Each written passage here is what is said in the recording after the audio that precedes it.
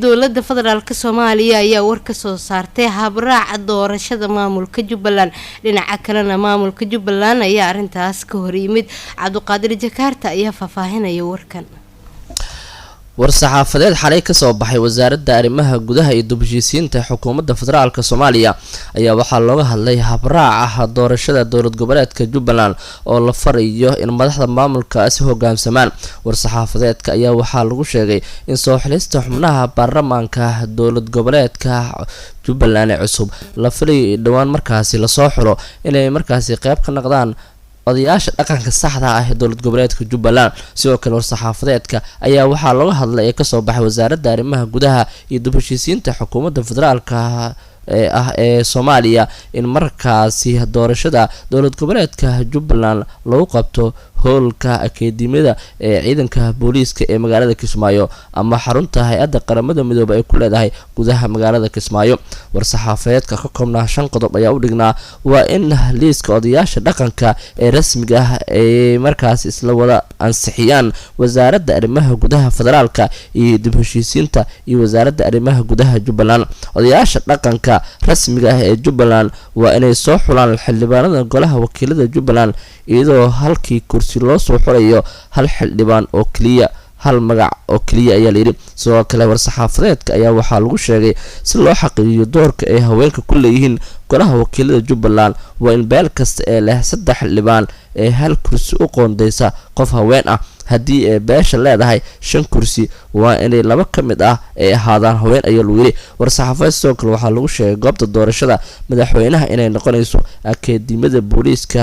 Jubbaland ama xarunta hay'adda qaramada midoobay si loo fududeeyo geedi socodka doorashada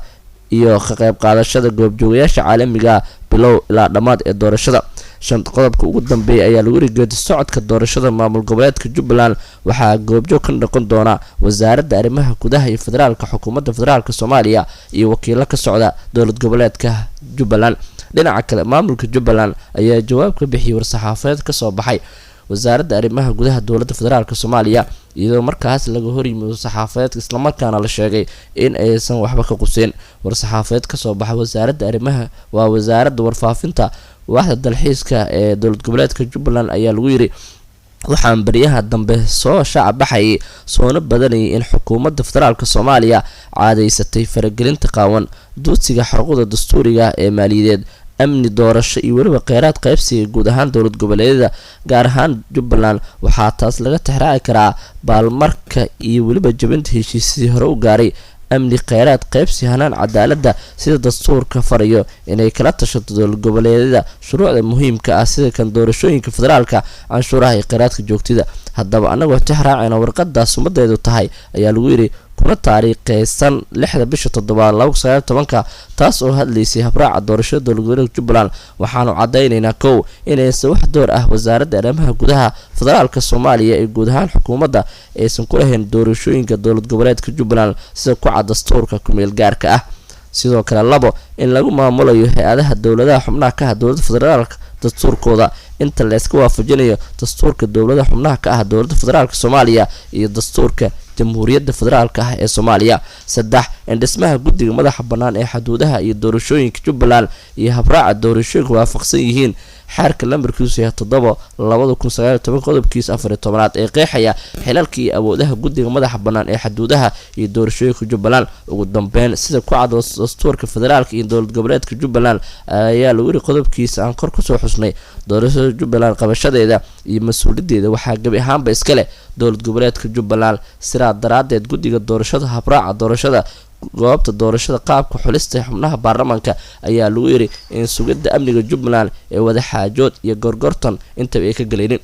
ujeedka markaasi war-saxaafadeedka wasaaradda arrimaha gudaha Soomaaliya iyo kan ka soo baxay wasaaradda warfaafinta ee dowlad goboleedka Jubbaland ayaa u muuqda mid si kala fogeynaya khilaafkii xooggan ee u dhaxeeyay dowladda federaalka Soomaaliya iyo waliba maamulka Jubbaland koox burcadaha iyo ganacsado Soomaaliyeed waxa ay ku dileen gudaha dalka Koonfur Afrika Axmed Tifo Xasan ayaa dhameystiray warkan kooxo burcad Koonfur Afrikaan ah ayaa xalay la soo wariyay in gudaha dalkaasi ay ku dileen muwaadin Soomaaliyeed oo kamid ahaa Soomaalida ku nool halkaasi xilli uu ku guda jiray howlihiisa shaqo kooxdan ayaa ku weerartay muwaadinka Soomaaliyeed oo lagu magacaabi jiray Xuseen Cali Saqiir goob ganacsi oo uu dhowaan ka shaqo bilaabay taa oo ku taala deegaanka Naas ee gobolka Mpumalanga ee wadankaasi Koonfur Afrika iyaga oo dhowr xabadoodna ku dhuftay sida la soo wariyay isla markaana waxaa la sheegay in marxuumkaas la goobta uu ku geeriyooday mid ka mid ah Soomaalida ku nool dalkaasi ayaa xaqiijiyay in muwaadinka la dilay uu dalkaasi ku noolaa kaliya muddo 9 bilood ah waxaana uu ka tagay magaalada Jowhar ee xarunta gobolka Shabeellaha Dhexe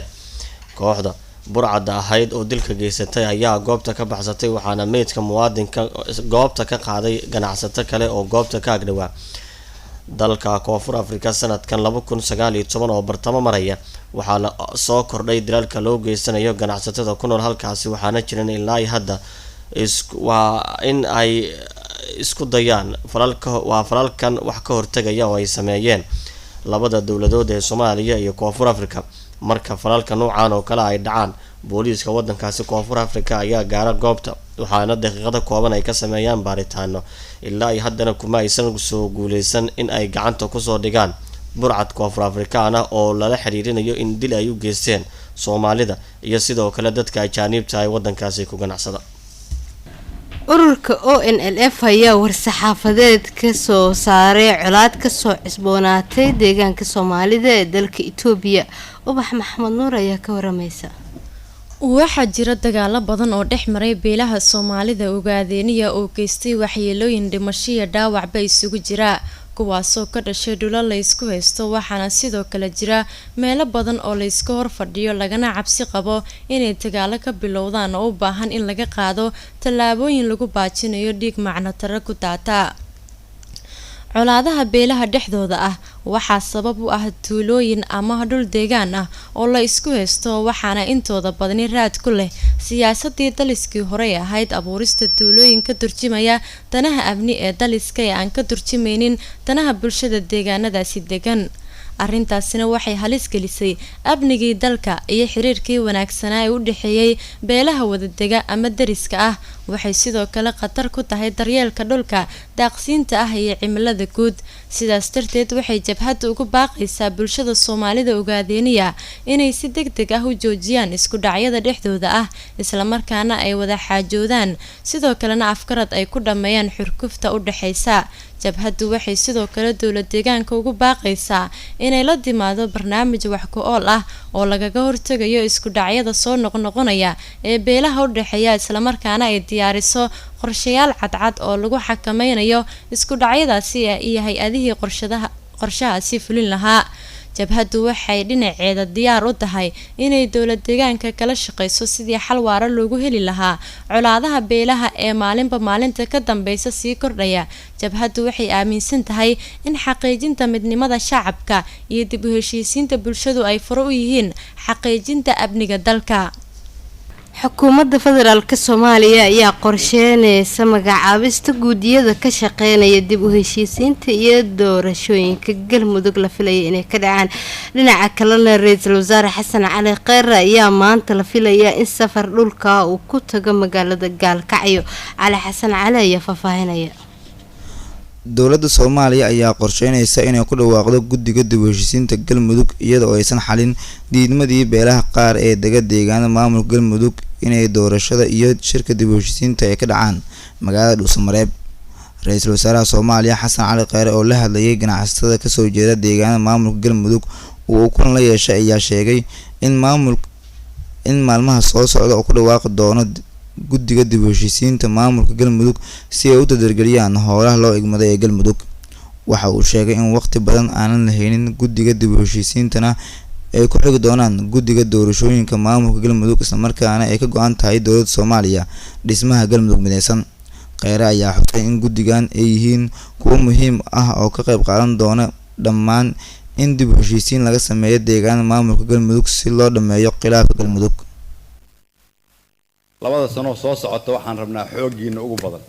inaad gelisaan magaaladan iyo Galmudug inteeda kale ugu dambeyntii waqti badan ma hayno mar dhow guddi dib u heshiisiin iclaamin doona gogolaa la dhigi doona guddigaas waxa ku xigi doona guddiga doorashooyinka dhici doona inta waxaasi ay socdaan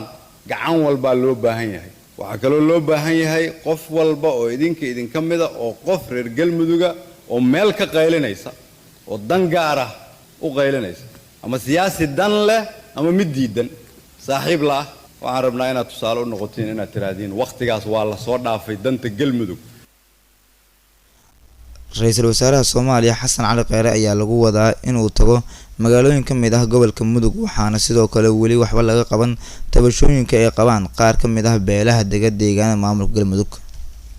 gabar 10 jir ah ayaa meydkeeda xalay waxaa laga helay mid ka mid ah xaafadaha deegaanka Godin Laba ee ka tirsan gobolka Galgaduud. gabadha la helay meydkeeda ayaa lagu magacaabi jiray Sagal Garaad Axmed. ehelada gabadha ayaa sheegay in jirdil uu ka muuqday jirka gabadha dhimatay iyo dhaawacyo culus oo jirkeeda la gaarsiiyay. dhacdadan ayaa ku cusub deegaanka Godin Laba oo 30 kiiloomitir uga beegan koonfur magaalada Cadaada ee gobolka Galgaduud iyadoona dadka deegaanka ay sheegeen in arrintaani ay tahay wax laga xumaado oo ku cusub deegaanka Godin Laba ee ka tirsan gobolka Galgaduud.